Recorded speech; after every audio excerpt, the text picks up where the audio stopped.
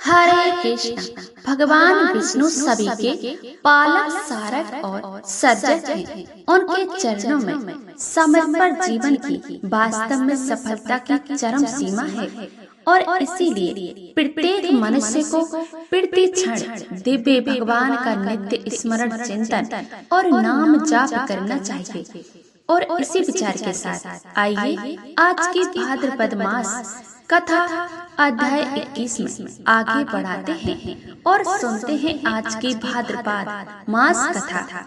इस कथा की पिछली कड़ी में हमने सुना था कि ऋषि पुलस्त से भीष्म देव से पुष्कर तीर्थ का विशेष महात्म्य गुणगान कर रहे हैं और उसके बाद किस प्रकार देवराज इंद्र ऋषि दधिच के पास जाकर उनकी हड्डियां द्वारा ब्रज तैयार करवाते हैं, उसकी कथा भी हमने सुनी।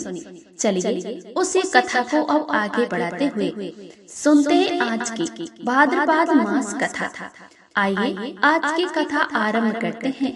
ऋषि दधिच द्वारा प्राप्त हुए ब्रज के द्वार पर इंद्र सभी देवताओं से सुरक्षित होकर ब्रज के हाथ में लेकर ब्रजासुर का सम्मान करने के लिए निकल पड़ते हैं। उस समय ब्रजासुर पृथ्वी और आकाश को घेर कर खड़ा था। काल के नाम के विशाल के दानव हाथों में शस्त्र उठाए चारों ओर से उसकी रक्षा कर रहे थे और फिर दानवों के हाथ सात देवताओं का भयंकर युद्ध आरंभ हुआ। वीरों की भुजाओं से चलाई हुई तलवारों पर जब शत्रु के शरीर पर पड़ती थी तब बड़े जोर से शब्द होता कि आकाश से पृथ्वी पर गिरते हुए मस्तक ताड़ के फलों के समान जान पड़ते थे। उनसे वहाँ की सारी भूमि फटी हुई दिखाई देती थी। उस समय सोने के कवच पर पहने हुए काल के दानव दमाल से चलते हुए वृक्षों के सम्मान प्रतीत होते थे। वे हाथों में परीख लेकर और दानवों पर टूट पड़े। उन्होंने एक साथ मिलकर बड़े वेग से धावा बोल दिया। यथापति देवता भी एक साथ गठित होकर युद्ध कर रहे थे। तभी भी उन दानवों के वेग को सहन नहीं कर पाए। उनके पैर उखड़कर और भी भयभीत होकर भागने लगे। देवता को डर भागने और वृषासुर को प्रलभ होते हुए उन्हें देखकर हजार आंखों वाले देवराज इंद्र को बड़ी घबराहट हुई और इंद्र की ऐसी व्यवस्था देखकर सनातन भगवान विष्णु उनके भीतर अपने तेज का संसार किया और उनके बल को बढ़ाया। इंद्र को श्री विष्णु के तेज से परिपूर्ण देखकर देवताओं और निर्वण अंतकरण वाले महर्षियों ने भी अपने पन तेज का संसार देवराज इंद्र में किया और इस प्रकार इसमें भगवान विष्णु देवता महाभाग महर्षि के तेज से वृद्धि को प्राप्त होकर देवराज इंद्र अत्यंत बलवान हो गए।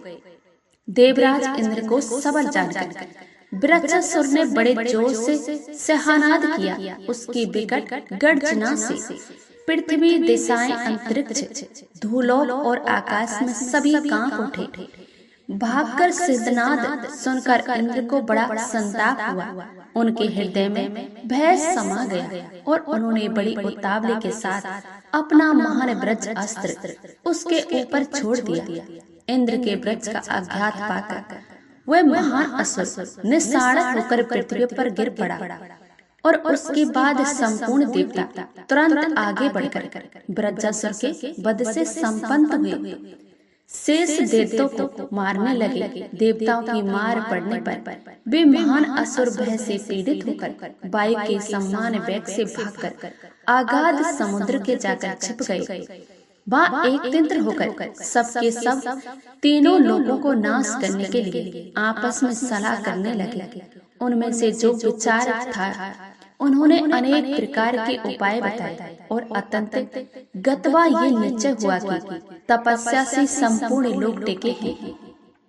इसीलिए उसी क्षण करने के लिए शीघ्रता ही जाएगी। पृथ्वी पर जो भी कोई भी तपस्वी, धर्मराज और विद्वान हो उनका तुरंत वध कर दिया जाए।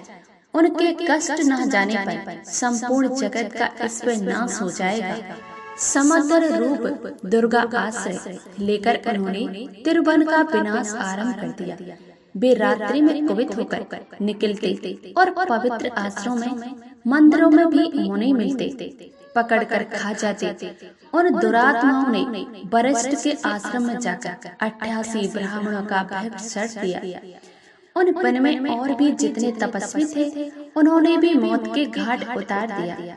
महर्षि चवन के पवित्र आश्रम पर जहाँ उन्होंने बहुत ही द्विज निवास करते थे, वहाँ जाकर उन्होंने फल मूल का आहार करने वाले 100 मुनियों को अपना आग्रस बना लिया। इस प्रकार रात्रि में वो मुनियों को सहार करते और दिन में समुद्र के भीतर घुस जाते थे। भरद्वाज ऋषि के आश्रम पर जाकर उन दानवों ने वायु और जल पीकर स्वयं नियम के साथ रहने वाले 20 ब्रह्मचारियों की हत्या कर दी। इस प्रकार बहुत ही दिनों तक उन्होंने मुनियों का भय छड़ जारी रखा, लेकिन मुनीश्वरों इन हत्यारों का पता नहीं चला। उस समय काल योग भय से पीड़ित होकर सारा जगत निरुता से हो गया था। इस स्वाध्याय बंद हो गया, यज्ञ और उत्सव समाप्त हो गए। मनुष्यों की संख्या दिनों दिन क्षीण होने लगी थी। भयभीत होकर आत्मरक्षा के लिए 10 दिशाओं में दौड़ने लगे। कोई भी द्विज गुफाओं में छुप गए, दूसरों ने चरणों की शरण ली, कितनों ने भय से व्याकुल होकर प्राण त्याग दिए।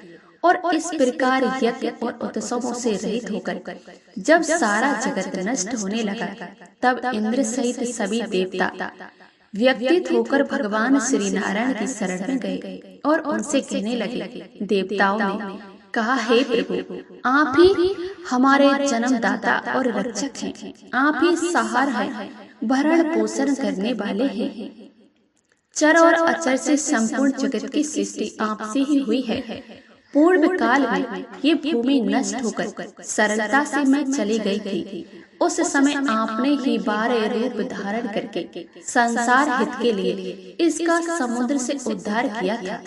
हे पुरुषोत्तम, आदित्य हिरण्यकश्यप बड़ा ही पराक्रमी था, फिर भी आपने नरसिंह रूप धारण करके उसका वध कर दिया। इस प्रकार आपके अनेकों ऐसे कर्म हैं जिनकी गणना नहीं की जा सकती। हे मधुसूदन, हम आपसे लोक की रक्षा के लिए प्रार्थना करते हैं। संपूर्ण लोगों की, देवताओं की रक्षा और इंद्र की महान भय से रक्षा कीजिए। आपकी इस कृपा से 4 भागों में बटी हुई संपूर्ण प्रजा जीवन धारण करती है। संसार से ऊपर बड़ा भारी भय हो गया है। पता नहीं कौन रात्रि में जाकर ब्राह्मणों का वध कर डालता है और ब्राह्मणों को क्षण हो जाने पर समूची पृथ्वी नाश हो जाएगा। हे महामाऊ जगतपति, आप ऐसी कृपा करें जिससे आपके द्वारा सुरक्षित होकर इन लोगों का विनाश ना हो। देवताओं की ये स्तुति सुनकर भगवान श्री विष्णु ने कहा, हे देवताओं, मुझे प्रजा के विनाश का सारा कारण ज्ञात है। मैं तुम्हें भी बताता हूँ। काल के नाम से विख्यात 2 दानवों का समुदाय है, वह बड़ा ही निष्कुष्ट है। मैं उन दानवों ही परम मिलकर संपूर्ण जगत को कष्ट पहुँचाना आरंभ किया है। वे इंद्र के द्वारा वृषासुर को मारा गया है। ये देखकर अपनी जान बचाने के लिए समुद्र में घुस गए थे। अनेक प्रकार के ग्रस्य से भरे हुए भयंकर समुद्र में रहकर वे जगत का विनाश करने के लिए रात्रि में मुनियों को खा जाते हैं। जब तक समुद्र के भीतर छुपे रहेंगे, तब तक उनका नाश होना असंभव है। इसलिए अब तुम लोग समुद्र को सुखाने का कोई उपाय सोचो। भगवान श्री विष्णु के यह वचन सुनकर सभी देवता ब्रह्मांड जी के पास गए और फिर वहाँ महर्षि आलस्य के आश्रम पर गए। वहाँ जाकर उन्होंने मित्र वरुण के पुत्र परम तेजस्वी महात्मा अगस्त ऋषि को देखा और अनेकों महर्षि उनकी सेवा में लगे थे। उनमें प्यार लेस मात्र भी नहीं था। वे तपस्या की राशि जान पड़ते थे। ऋषि लोग उनके अलौकिक कर्मों की चर्चा करते हुए उनकी स्तुति करते रहे। देवताओं ने कहा, हे महर्षि, पूर्व काल में जब राजा नैक्ष में दार लोगों को कष्ट पहुंचाता रहा, तब उस समय आपने संसार के हित के लिए उन्हें इंद्र पद से भस्मण किया और इस प्रकार लोक का काटा दूर करके आप जगत के आश्रम दाता हुए। जिस समय पर्वतों में श्रेष्ठ विंध्याचल सूर्य के ऊपर क्रोध करके बढ़कर बहुत ऊंचा हो गया था, उस समय आपने ही उसे नतमस्तक किया था और तब से आज तक आपकी आज्ञा का पालन करता हुआ ये बर्ताव बढ़ता नहीं है। जब सारा जगत अंधकार से आच्छादित था और प्रजा मृत्यु से पीड़ित होने लगी थी, उसे समय आपकी अपना रक्षक समझकर प्रजा आपकी शरण में आई थी और उसे आपके द्वार पर परम आनंद और शांति की प्राप्ति हुई थी। जब जब हम लोगों पर भय का आक्रमण हुआ, तब तब सदैव आपने हमें शरण दी। इसीलिए आज भी हम आपसे एक बार की याचना करते हैं, अंत हमारी इच्छा पूर्ण करें। हे देवताओं की बात को सुनकर महर्षि अगस्त्य ने पूछा, हे देवतागण, आप लोग यहाँ किस लिए पधारे हैं और मुझसे क्या वरदान चाहते हैं? उनसे इस प्रकार पूछने पर देवताओं ने कहा, हे महात्मन, हम आपसे एक अद्भुत वरदान चाहते हैं। आप कृपया करके समुद्र को पी जाइए। आपके ऐसा करने पर हम लोग देवयोनि काल के नामक दानव को उनके सगे संबंधियों सहित मार डालेंगे। तब महर्षि ने कहा, बहुत अच्छा है, मैं आप लोगों की इच्छा अवश्य पूर्ण करूंगा। ऐसा कहकर वे देवताओं और तपस्वियों मुनियों के साथ जल निधि समुद्र के पास पहुँचे। उनके इस अद्भुत कर्म को देखने की इच्छा से अनेकों मनुष्य, नाग, धर्म यज्ञ और किन्नर भी उन महात्मा के पीछे पीछे गए। महर्षि सहसा समुद्र तट पर जा पहुँचते हैं। समुद्र भीषण गर्जना कर रहा था। अब वे अनेकों उत्तम तरंगों से नृत्य करता हुआ जाना पड़ता था।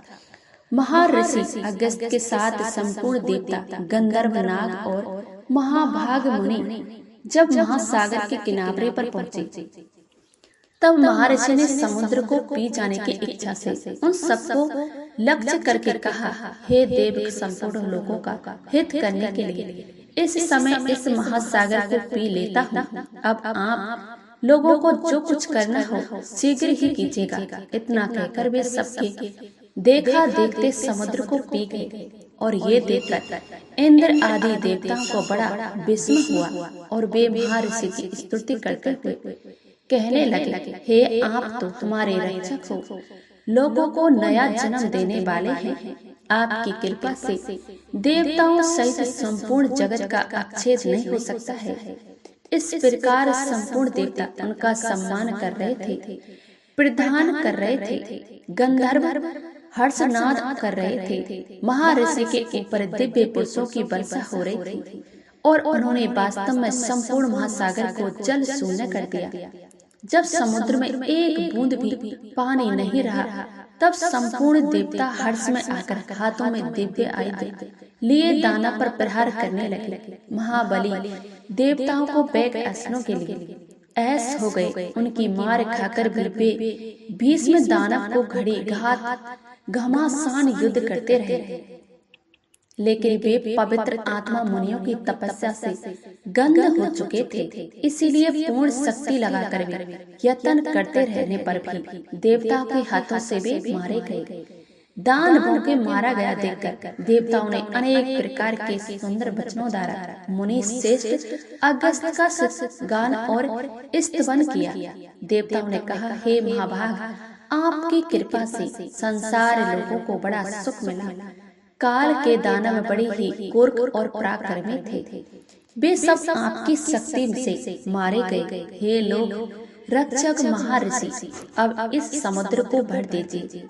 आपने जो जल पी लिया है वह सब इसमें वापस छोड़ दीजिए। इनमें से कैसा करने पर मुनि श्रेष्ठ अगस्त्य जी ने कहा, हे देवतागण, अब जल तो मैंने पचा लिया है, अब समुद्र को भरने के लिए आप लोग कोई दूसरा उपाय ढूंढिए। महर्षि की बात सुनकर देवताओं को बड़ा ही विस्मय हुआ और विषाद भी वहाँ इकट्ठे हुए। सभी लोग एक दूसरे की अनुमति करने पर मुनिवर अगस्त्य जी को प्रणाम करके जैसे आए थे वैसे ही चले गए। देवता लोग समुद्र को भरने के विषय में परस्पर विचार करते हुए ब्रह्मा जी के पास गए। वहां पहुंचकर उन्होंने हाथ जोड़कर ब्रह्मा जी को प्रणाम किया और समुद्र को पुण्य भरने का उपाय पूछा।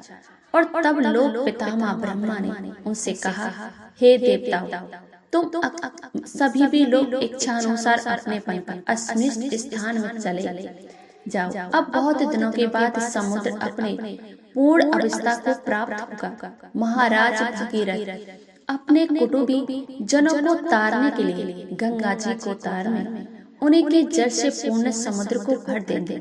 ऐसा कहकर ब्रह्मा जी ने देवताओं और ऋषियों को वापस अपने स्थान पर भेज दिया। और इसके साथ ही आज की हमारी भाद्रपद मास की कथा समाप्त होती है। इस कथा की अगली कड़ी के साथ हम आपसे मिलेंगे कल प्रातःकाल। आपने अपने कोको भक्ति चैनल को आप सब्सक्राइब